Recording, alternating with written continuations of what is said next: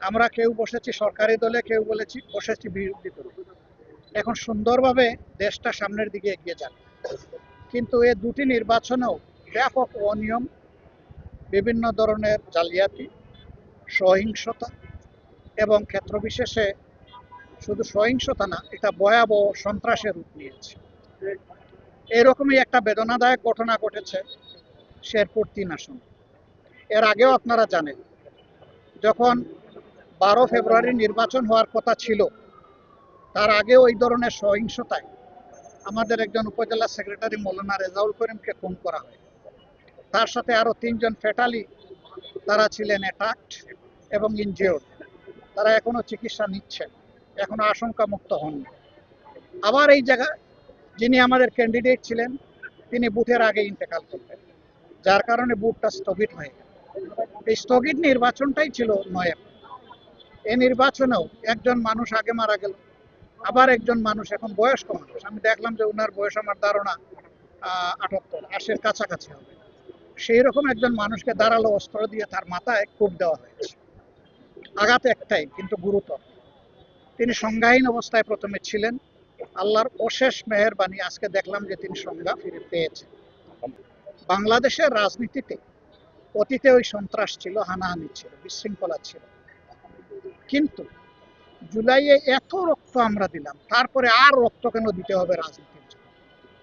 আমরা তো আশা করেছিলাম যে রক্ত দেওয়াটা ওখানেই শেষ হবে, রাজনীতির ময়দানে সুস্থতা ফিরে আসবে, রাজনীতি হবে ভালোবাসা এবং পারস্পরিক শ্রদ্ধার উপর ভিত্তি করে। আমার আদর্শ আমার কাছে, আরেকজনের আদর্শ তার কাছে। আমি যেমন আমার আদর্শকে ভালোবাসি, আরেকটা লোক তার আদর্শকে ভালোবাসার তার অধিকার আছে, এটা তার নাগরিক অধিকার। এখানে মুখ চলবে, হাত চলবে কেন? অতীতে এই সংসদে দাঁড়িয়ে জনগণের কল্যাণের চাইতে পরস্পরের চরিত্র হননে সময় ব্যয় হয়েছে বেশি। কাদের টাকায় সংসদে বসি?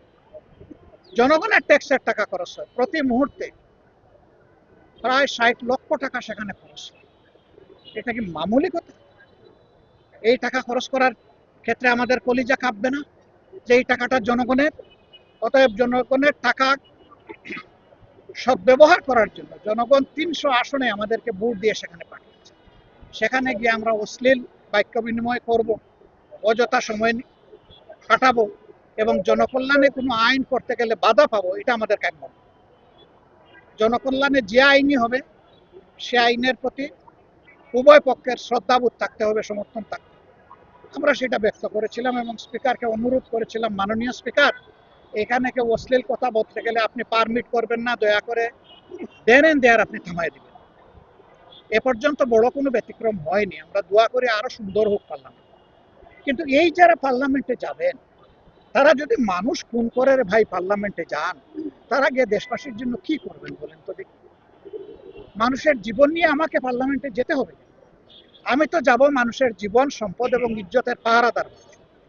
আমরা চাইব আদর্শের লড়াই হোক, হাতের লড়াই নয়, অস্ত্রের লড়াই।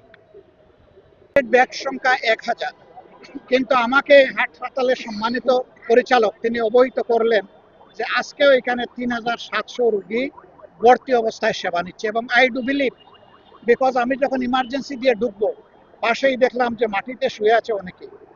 এরপরে দেখলাম কারো পায়ে ব্যান্ডেজ, কারো হাতে ব্যান্ডেজ, কারো মাথায় ব্যান্ডেজ। আমি প্রথমেই ধাক্কা খেলাম এখানে। এরপরে যখন হসপিটালের ভিতরে ঢুকলাম, তিল ধারণের ঠাঁই নাই। হসপিটালের বারান্দাগুলা রোগী এবং তার রোগী, তারপরে ডাক্তার, চিকিৎসক, এখানে আরো যারা আছেন তাদের হাঁটার চলার জন্য, কিন্তু কোনো একটা বারান্দা ওখানে ফ্রি নাই। সমস্ত বারান্দাগুলাকে দুইটা দুইটা বেড, এইদিকে একটা এইদিকে একটা, কোনো সুরত চিপাচিপি করে হাঁটতে হয়। এটা প্রমাণ করে যে আমরা আমাদের স্বাস্থ্য সেবায় জনগণের উপরে আমরা সুবিচার করছি না। অথচ একটা সুস্থ সবল জাতি গঠনের জন্য জনস্বাস্থ্য সুস্থতার কোনো বিকল্প নেই। আর এটা কোনো সরকারের দয়ার দান নয়, এটা নাগরিকদের প্রতি সরকারের কর্তব্য আর নাগরিকদের অধিকার এটা পাওয়া। আমরা সংসদে কথা বলছি, বলবো, স্বচক্ষে দেখে গেলাম